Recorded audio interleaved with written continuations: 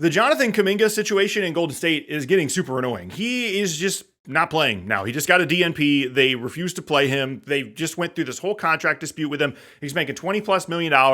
And it seems like we're headed to the ultimate conclusion here, which is Jonthan Kuminga is not going to be on the Golden State Warriors anymore. And I can understand some reasons for why the coaching staff does not like Jonthan Kuminga's fit within this group, whether it be the lack of spacing and having to play him alongside Draymond and Jimmy Butler, both of which obviously are higher on the hierarchy in terms of playing time than Jonthan Kuminga, whether it be you don't think he kind of fits within the flow of your team, whether you think there's some effort issues, all that's fine. All I know is there's just no scenario in which Jonthan Kuminga should be getting 0 minutes for the Golden State Warriors, and that points to kind of what we've known about the situation the whole time, and that is they just don't like Kuminga. There's a disconnect here, whether it be with Steve Kerr, whether it be with whoever, and it's time for a fresh start. The problem for the Warriors, who I'm sure at this point would be happy to trade him, and for Kuminga, who I'm sure would be happy to go elsewhere, is that he can't actually be traded for, as of this recording, another 5 weeks or so. January 15th, because Jonthan Kuminga signed a new deal in the offseason, is the next time that he can actually be traded. So no matter what happens here, Jonthan Kuminga is going to be on the roster for at least the next a little bit over a month. And then at that point, they're going to have to evaluate the situation. And we know that in the offseason, there were conversations had with two teams primarily around Jonthan Kuminga. One was the Sacramento Kings, who seemed most aggressive in trying to add him in a sign and trade. And the other was the Phoenix Suns. The Kings deal was one that I was pretty surprised the Warriors just decided not to take, and it was a pick from the Kings, and it was Malik Monk in exchange for Jonthan Kuminga. And given how bad the Kings have been this year and what looks to be like a fire sale moving forward, I said this at the time, I do not understand why the Warriors did not take that deal. Monk is pretty good. I think he could have helped them, and I would love to have the future pick. The only reasoning there is just if you think Kuminga's straight up better than Malik Monk, you don't want to make your team worse in a scenario in which you're trying to compete this year around Steph, which is the whole point of the team. I get that, but if you're not going to play Kuminga, that point makes no sense, and you can use the first round pick to go and get somebody else if you wanted to as a result of the Kuminga trade. But the other team, of course, was the Phoenix Suns, and it was built around Royce O'Neal and some stuff, which obviously is much less exciting than the Malik Monk thing, and I can understand them declining that. And as of this moment, both of those teams are kind of not options anymore for Jonthan Kuminga. The Suns are better than they expected, and I don't think they want to shake that up by bringing in Kuminga, and the Kings are looking to just offload anyone they can. And I guess in theory, it could be like Sabonis going to Golden State, but the salaries don't match up there. That's one of the issues with the Kuminga situation in general is ideally, you want to use them to add another star to this group, but they don't have any other contracts that would really match because Kuminga's only making $20 million something a year, and in Sabonis' case, he's making $40. So again, I think the Kings are kind of out of this scenario as well. And speaking of big trades around Kuminga, a lot of people, including myself, have brought up the possibility of Giannis going to Golden State and what that would look like. And in theory, yeah, that sounds pretty cool. The problem is it would require Draymond Green being traded. There's no salary way to make this happen unless you're trading both Draymond and Kuminga. And we've gotten reports, rumors. One, it's just unlikely they're going to trade Draymond. And two, if they did, it would have to be this big organizational decision where Steph is okay with it and Steve Kerr is okay with it. Given the history of all those guys, I find that extremely unlikely, even as cool as it would be to see them try and make things work with Giannis in Golden State. And so kind of where I've landed here is, this is not working. It's time for a new start. So if it's not the Kings, it's not the Suns, and it's not Giannis, where can you go looking for a Jonthan Kuminga trade? The first team that I thought about was the Chicago Bulls, a Bulls team that was good to start the year and is now bad, back to kind of where we thought they were going to be. And it's not a perfect trade by any means for Golden State, but if you're looking to do something to improve your team this year, you could do Kuminga for Vucevic and a first.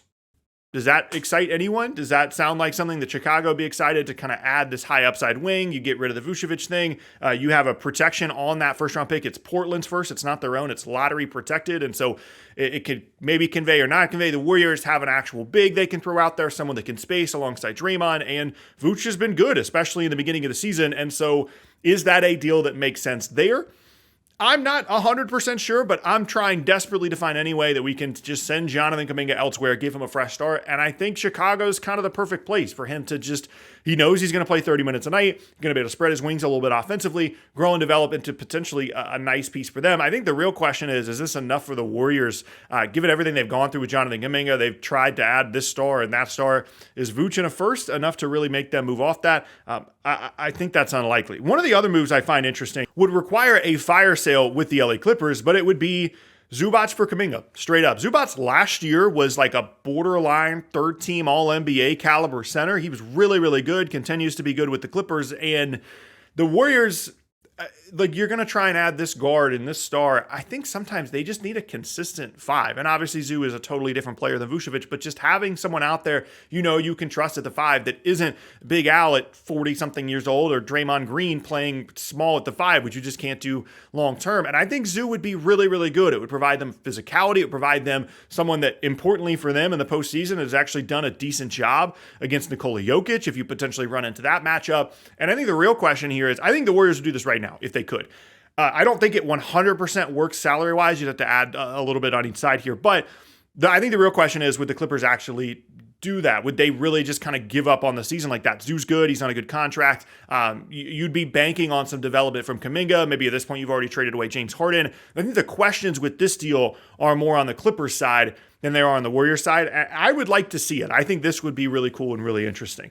The last one I thought about here is Milwaukee, and it's not involving Giannis, but again, we're looking at trying to add a big here. If the Bucks end up trading Giannis or realizing that the end of the Giannis situation is near and they're just trying to trade other guys, Miles Turner could possibly be available. You'd also have to wait to trade for him, just like you would for Kuminga, but it would be basically Kuminga on a salary. In this case, it's Anthony Melton, in exchange for Miles Turner. The Bucks get this high upside guy in Kuminga. It's kind of similar to all of these situations here. And the Warriors get, yes, a pretty expensive guy in Miles Turner over the next couple of seasons. It kind of messes with their plan where they have Draymond, Jimmy Butler, and Steph for this year and next year, and then their contracts come off the book. And they kind of go into a new era. That obviously is altered by this scenario because Miles Turner's contract goes longer than that. But I think he's someone that can help them with their rim protection, can space the floor a little bit. Again, is similar to all of the other deals we've talked about. And again, I think the bottom line here is just if you want to try and figure out whose fault this is in like a pie chart, everybody's got a little bit of the piece here, right? Like Kuminga could have been better over the last couple of years. He could have developed more. He could have put in more effort at times on the floor to learn different ways to play within this Warriors system. The Warriors also could have done a better job developing him and actually playing him more. And Steve Kerr could have built a better relationship with this guy. They could have just moved on from him in the offseason when it was clear that it was very, very weird and acrimonious and in a scenario and what is actually unfolding where the season just doesn't go the way you want it to start the year. Things are going to get weird pretty quickly. All those things come together to create a situation that is just super, super awkward. And I truly, truly think that there is a lot of talent here for Jonthan Kuminga. I don't know that he's ever going to be an all-star, but he can be a really, really good, productive player. And a scenario in which he's just getting DNP's coach's decision with the Warriors is just not the right situation for anybody. It makes it weird for the team. It makes it weird for Kuminga. And you need to go out and try and find value for this guy somewhere. I don't know if these deals are ultimately what they're going to be looking for, but it needs to be something. And frankly, I hope it's one of these. I hope they're able to grab a big because I still think that if they can get to the postseason, Jimmy and Steph and Draymond with a competent five is still a dangerous team in the postseason. And that's what I want to see for the end of Steph's career. I'm sure that's the goal in Golden State as well. So we'll see if it actually happens, but I really hope this is a situation that resolves itself here pretty soon.